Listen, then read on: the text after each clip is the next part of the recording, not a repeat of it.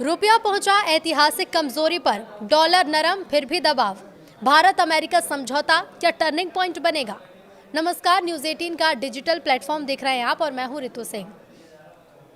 भारतीय रुपया ऐतिहासिक निचले स्तर पर पहुंच गया है, जिससे बाजार में चिंता बढ़ गई है।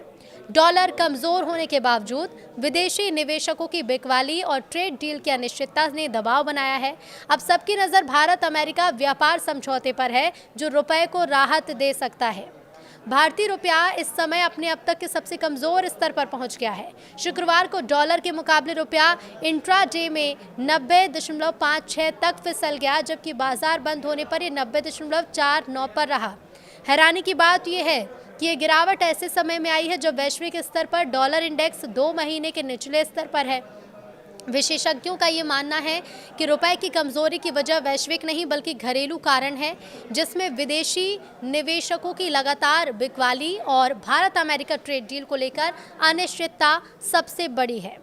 दिसंबर महीने में अब तक विदेशी पोर्टफोलियो निवेशक भारतीय बाजार से करीब 17,955 करोड़ रुपए निकाल चुके हैं। पूरे साल की बात की जाए तो ये आंकड़ा 1.61 लाख करोड़ रुपए से ज़्यादा पहुंच चुका है। शेयर बाजार से लगातार पैसा निकलने का सीधा असर रुपए पर पड़ रहा है। जानकारों का कहना है कि जब तक विदेशी निवेशकों का भरोसा वापस नहीं लौटता, तब तक रुपए पर दबाव बना रह सकता है, भले ही डॉलर वैश्विक स्तर पर कमज़ोर हो। भारत अमेरिका ट्रेड डील से जगी उम्मीद। भारत और अमेरिका के बीच हाल ही में 2 दिन तक व्यापारिक बातचीत हुई है। प्रधानमंत्री नरेंद्र मोदी और अमेरिकी राष्ट्रपति डोनाल्ड ट्रंप के बीच भी फोन पर आर्थिक साझेदारी को आगे बढ़ाने पर चर्चा हुई।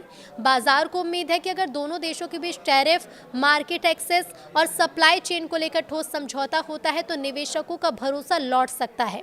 विशेषज्ञ ये मानते हैं कि ट्रेड डील से अनिश्चितता कम होगी और इसका फायदा रुपए को भी मिल सकता है।